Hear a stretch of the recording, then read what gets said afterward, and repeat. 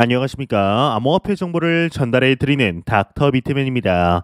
네, 평일의 시작 월요일에 아침이 밝아왔습니다. 어떻게 편안한 주말 잘 보내셨나요?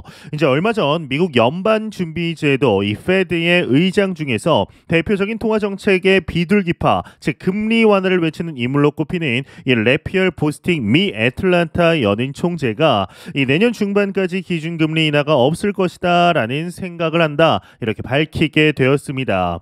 이 보스틱 총재는 이날 미국 CNBC 방송과의 인터뷰를 통해서 시장이 너무 앞서가는 것은 위험하다라고 생각한다라며 시장은 실제로 결과가 나오기도 전에 이 결과물을 얻었다고 예상하기 시작한다라며 이처럼 말하게 되었는데요. 현재 물가 상승률이 3.7%이고 미 연준의 목표는 2%라는 점을 강조하며 여전히 물가가 높다라는 것을 거듭해서 이야기하게 되었습니다. 이어서 이미 목표에 도달했다고 생각하는 사람들이 생각한다는데 위험이 도사리고 있다라며 나는 연준이 내년 중반 이전에 금리를 인하할 것이라고 생각하지 않는다라고 강조하게 되었는데요. 이 보스틱 총재는 올해 연방공개시장위원회 FOMC에서 투표권을 행사하지는 않지만 내년에는 투표권을 가지게 되는 인물입니다. 이 래펠 총재의 경우는 최근 공개 연설에서 현재 연준의 통화 정책이 충분히 긴축적이고 추가 금리 인상은 불필요하다라고 지속해 강조해 왔는데, 이런 발언을 해왔던 인물이 금리가 아직 높다라는 거 하는 것 자체가 이 크립토 마켓을 포함한 위험자산군 입장에서 좋은 시그널은 아니라고 볼 수가 있죠. 이 라파엘 총재가 말하는 금리 인하의 시기는 내년 말로 보고 있습니다. 시장의 생각보다는 다소 낮은 수준이죠. 이날 라파엘 총재의 발언은 물가가 2% 수준으로 둔화했음을 실제 지표로 확인할 때까지 연준의 통화 정책이 현재의 긴축적인 수준에서 예상보다 장기화될 수 있음을 시사한 것으로 풀이가 되는데, 한편 연준의 중도파로 분류되는 패트릭 아커 이 필라델피아 연은 총재는 이날 월스트리트저널과의 이제 인터뷰에서 경제 지표가 예상 밖의 호조를 이어갈 경우 추가 금리 인상이 필요하겠지만 현 시점에서는 추가 인상이 불필요해 보인다라고 말하게 되었습니다. 이제 작년 우크라이나와 러시아 전쟁에 이어서 이번 연도 이스라엘과 하마스의 전쟁으로 전 세계 시장은 인플레이션의 위협 속에 여전히 살아가고 있습니다. 우리나라의 경우는 지난 19일 기준금리를 3.5%로 동결 결정을 하게 되었는데, 지난 2월부터 6연속 동결인 상태인데요. 이제 사실 우리나라의 경우는 금리를 더 올려야 한다라는 말도 있지만 지속적으로 동결을 하는 상황이죠. 이처럼 단기적인 위협인 줄로만 알았던 인플레이션의 위협이 시간이 지날수록 점점 강대해져가는 현 상황 속에 유일한 디플레이션 자산인 비트코인을 찾는 수요는 점점 늘어나고 있습니다. 특히나 제도권 안으로 완벽하게 진입했다라고 말할 수 있는 비트코인 현물 ETF의 승인이 가시화되고 있는 상황이죠. 비트코인의 가격에 대한 분석들 지속적으로 나오고 있는데요. 부자 아빠 가난한 아빠의 저자인 로버트 기요사키가 비트코인이 13만 5천 달러까지 상승할 것이다 라는 견해를 내비추게 되었습니다. 기요사키는 엑스닷컴을 통해 비트코인이 3만 달러 선을 테스팅하고 있다라며 다음 목표지는 13만 달러다라고 이제 전망을 한 것인데, 이 비트코인뿐만 아니라 금 가격의 경우는 2,100달러로 올라선 뒤 3,700달러까지 상승할 것으로 내다보게 되었죠. 로버트 기요사키는 과거부터 꾸준히 연준의 돈 찍어내기로 인플레이션이 불가피하다라며 금과 은, 비트코인을 사 모아야 한다라고 주장해 왔는데요. 이 가격을 묻는 것은 어리석다라며 보다 중요한 것은 얼마나 많은 금과 은과 비트코인을 보유하고 있는가다라고 주장을 꾸준히 하고 있습니다.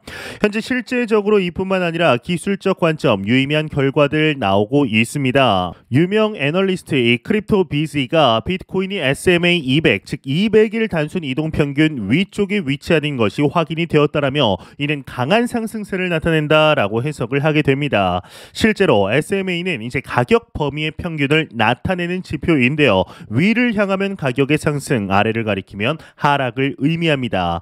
이 10월이 전통적인 코인 강세 기간이었다라는 사실을 기억한다면 지금의 비트코인 상승은 어쩌면 예견된 것이었습니다. 물론 비트코인 현물 ETF 승인에 대한 기대감 때문에 올랐다라고 보는 것도 맞습니다만, 유독 올해는 그간의 데이터를 잘 따르고 있는 모습을 보여주고 있는데요.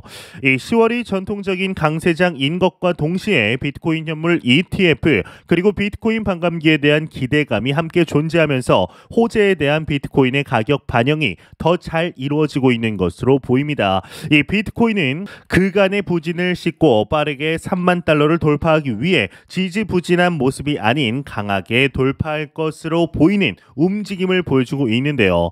이 수치상으로만 보면 악재라고 올만한 것이 거의 없습니다. SEC가 비트코인을 증권이 아니라고 여러 차례 말해왔고 악재라고 해봐야 현물 ETF 승인이 번번이 막히는 것인데 ETF는 어차피 빨라야 2024년 상반기라고 시장에서 이야기가 나왔던 만큼 그리 악재라고 보기도 어렵습니다. 이 비트코인이 과연 이제 올해 32K 32,000달러를 뚫고 넘어설 수 있을지에 대해서는 여전히 의견이 분분한 상태입니다. 비트코인을 아무리 긍정적으로 평가하는 투자자들도 이에 대해서는 확신하기 어려울 겁니다. 이 장기 우상향에 대해서는 충분히 공감하지만 당장 올해 과연 비트코인이 오를 수 있을지에 대해 의문을 가지는 겁니다. 이유는 단순합니다. 비트코인뿐만 아니라 전체 코인 마켓이 그렇게 좋지 못합니다. 과거 알트코인들이 얼마나 화려한 과거를 가지고 있었는지는 중요하지 않습니다. 지금처럼 코인 마켓이 사람들의 관심에서 멀어져 있을 때는 비트코인이 장을 주도한다라고 말해도 과언이 아닙니다. 이 분명한 것은 비트코인 도미넌스가 계속해서 상승 추세를 보이고 있다라는 것인데요. 지금이야 워낙 코인들도 늘어났고 스테이블 코인의 비중이 커졌으니까 그 의미가 많이 퇴색이 됐지만 여전히 비트코인 도미넌스의 52%는 압도적인 수치입니다. 전체 코인 마켓에서 코인 하나가 절반을 넘는 비중을 차지한다라는 사실은 비트코인이 어느 정도의 영향력을 가지는지 단적으로 보여주는 것이라 생각을 하는데요. 이 비트코인 도미넌스는 마치 위치 에너지와 같습니다. 불장이 오면 하락하지만 다음 불장을 위해서는 충분히 올라줘야 합니다. 이 비트코인 도미넌스가 상승하고 일정 기간 유지되면 다음 불장에서 다시금 알트가 상승할 수 있는 충분한 에너지가 만들어지게 되는데요. 이 통상 비트코인이 쏘고 올라간 후에 알트코인이 들썩이기 시작합니다. 그냥 알트가 전체적으로 오르는 것과 불장은 그 양상이 확연히 다릅니다. 이 불장에서도 코인들이 상승하지만 확실히 순환매의 모습이 나타나게 되는데요. 이 순환매가 시작하면 그때부터는 알트를 들고만 있어도 그냥 수익이 찍히는 것을 확인할 수가 있습니다. 그때가 오기 위해서는 비트코인이 일단 충분한 도미넌스를 만들고 급격하게 가격이 쏘고 올라가는 차트를 만들어야 합니다. 그때가 다음 사이클의 시작이다라고 볼 수 있겠죠. 이제 이러한 소식과 더불어서 최근 나온 SEC의 개인 소송 취하 발언으로 인해 리플 커뮤니티는 그야말로 축제다라고 할 수가 있습니다. 3년 여간의 기나긴 소송에서 상당히 유의미한 결과가 계속해서 나오고 있는데 물론 이제 이것 자체가 완전한 소송의 승소를 의미하지는 않는 것이 사실인데 무게가 많이 기울어져 있다라는 것을 우리는 알 수가 있었습니다. 이에 XRP의 가격에 관한 분석들도 지속적으로 나오고 있는데요. XRP의 가격이 2800% 상승하며 15달러에 이를 수 있다라는 분석이 나왔습니다. 자세한 내용 함께 보도록 하겠습니다. 네, 헤드라인을 보겠습니다. 헤드라인을 보게 되면 분석가 이그레이그에 따르면 XRP는 2829% 상승하며 15달러에 이를 것으로 얘기한다. 이렇게 헤드라인 멋지게 장식이 되어 있습니다. 네, 한번 내용을 보도록 하겠습니다. 저명한 분석가 이그레이그는 XRP의 가치가 크게 상승하여 2829% 급등하며 15달러 목표에 도달할 것으로 예상을 했다고 합니다. 이 예측은 여러 기술적 모델의 기반으로 이루어졌다라고 이야기를 하고 있는데 현재 이제 XRP는 흰색 상승 삼각형 내부의 주요 역사적인 범위 내에서 이동하고 있다고 하는데요. 이 패턴은 암호화폐가 3월 최고치인 0.91달러에서 떨어진 후인 2022년 5월부터 나타났다라고 합니다. XRP의 이제 불장을 외치는 매수 세력들은 7월에 잠시 승리를 거두었고 조정으로 인해 후퇴하기 전에 이 삼각형을 넘어섰다라고 하는데요. 그러면서 곰들이 즉 매도세들이 XRP를 삼각형 아래로 몰아내려는 시도에도 불구하고 성공 성공하지 못했으며 이러한 탄력성은 이그레이가 이제 암호화폐의 미래 성과에 대한 유의미한 지표다라고 간주한다고 합니다. 또한 분석가는 11월 셋째 주에서 넷째 주 사이에 돌파가 임박할 것으로 예상을 하는데 이는 잠재적으로 투자자들이 더 낮은 가격에 이제 저점 매수를 할 수 있는 마지막 기회가 될 수 있다라고 이야기를 하고 있습니다. 또한 추가적으로 이러한 돌파구가 발생하면 이 그레이그의 경우는 XRP가 밴드 포크 모델의 나머지 트랙을 통해 진행되는 이 사이클 탑 정점에 도달하고 예상 가격인 15달러에 달성할 것으로 기대가 된다 이야기를 하고 있습니다. 이 외 내용 그리 중요하지 않아 넘어가도록 하겠습니다. 네, 이제 우리가 맞이하는 이 2024년, 2025년 그리고 시간이 지날수록 XRP에게 압도적으로 유리한 이야기들 지속적으로 나오고 있습니다. XRP 가격 15달러 지금 들으시면 어떤 생각 드신가요? 개인적으로는 절대로 불가능한 시나리오가 아니다라고 생각이 드는데 지금 당장의 가격 우리에게 전혀 중요하지 않습니다. 우리가 맞이할 2024년, 2025년 불장의 주인공이 누가 뭐라 해도 XRP가 되지 않을까라는 생각이 드는데 이와 더불어 리플과 SEC 관련 하나의 소식이 나오게 되었습니다. 네, 헤드라인을 보게 되면 미 변호사 리플과 SEC와 소송 합의 금액 논의 중일 것이다 라고 나와 있습니다. 내용을 보게 되면 미국 변호사 프레드 리스폴리의 경우는 X를 통해 리플 XRP는 미 SEC와 소송 합의 금액을 논의하고 있을 것으로 추측된다 라고 밝혔다고 합니다. 그러면서 SEC가 프레드 갈링하우스와 크리스 라센 등 리플 경영진 상대 소송을 취하한 것은 소송 자체가 말도 안 된다라는 의미였거나 법원이 SEC를 더 이상 신뢰할 수 없다라고 판단했다라는 것이다. 이 전자는 긴 법적 절차가 이어질 것임을 의미하지만 후자는 최종 합의가 임박했음을 뜻한다. 소송을 취하한 것은 후자에 가깝다는 것으로 판단된다라고 덧붙였다고 합니다. 앞서 리스폴리는 SEC가 리플 판결에서의 합의점을 찾기 위해 리플 경영진을 소송으로 끌고 갔다라고 언급한 바 있다. 이는 월스트리트 출신 이제 애널리스트 린다 존스는 이에 동의하지만 리플이 합의 과정에서 더 우위에 서 있다고 생각한다. 힘먼 연설 공개 이후 SEC는 협상력을 잃었으며 리플은 합의에서 자신들의 조건을 100% 명시할 수 있을 것이다 라고 전달을 했다고 합니다.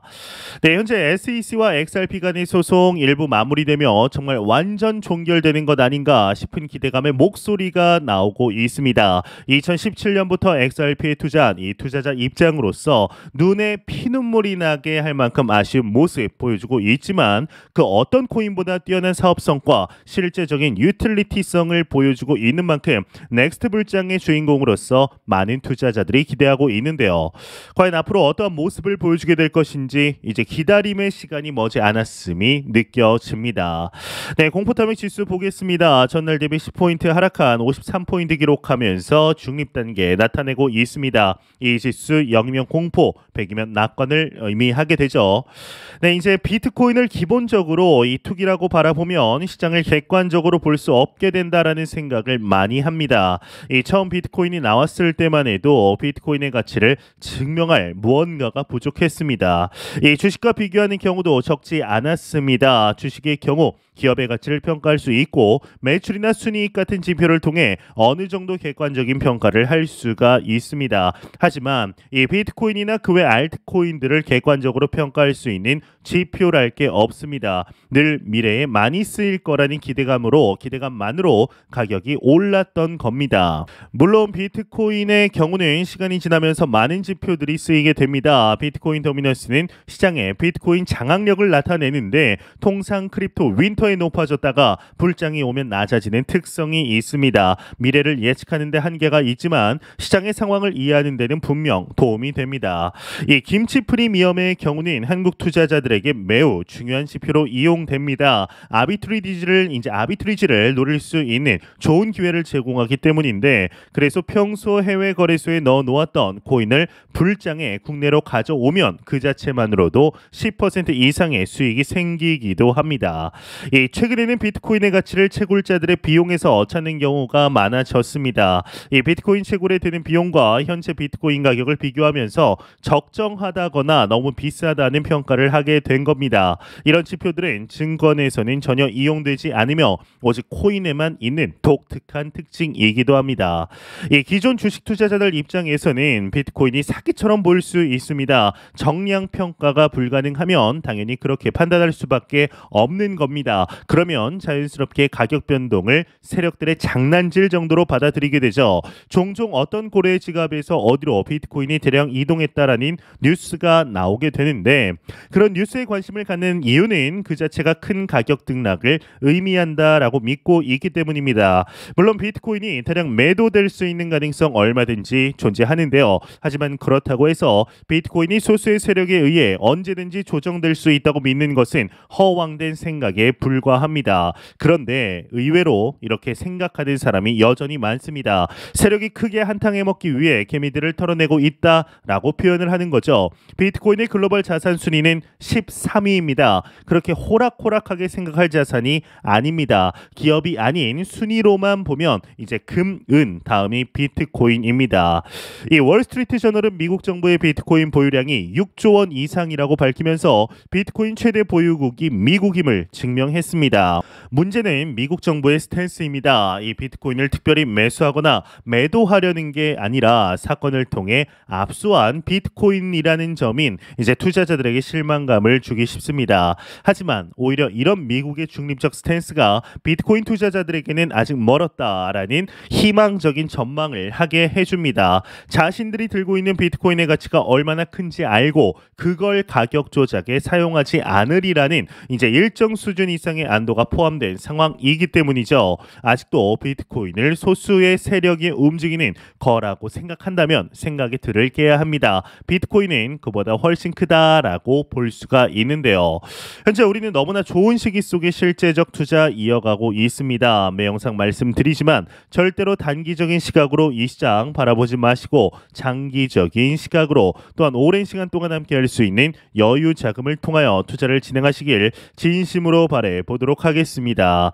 네, 제가 준비해온 소식은 여기까지입니다. 영상이 도움이 되셨다면 구독과 좋아요 그리고 광고 한 편만 처음부터 끝까지 시청 부탁드립니다. 이 채널은 오직 광고 수익으로 운영이 되게 됩니다. 항상 영상 시청해 주시는 시청자분들, 구독자분들 너무나 감사드립니다. 오늘 남은 시간 잘 마무리하시길 바라면서 저는 더욱 도움이 되는 영상으로 찾아뵙도록 하겠습니다. 지금까지 닥터 비트맨입니다. 비트맨이었습니다. 감사합니다.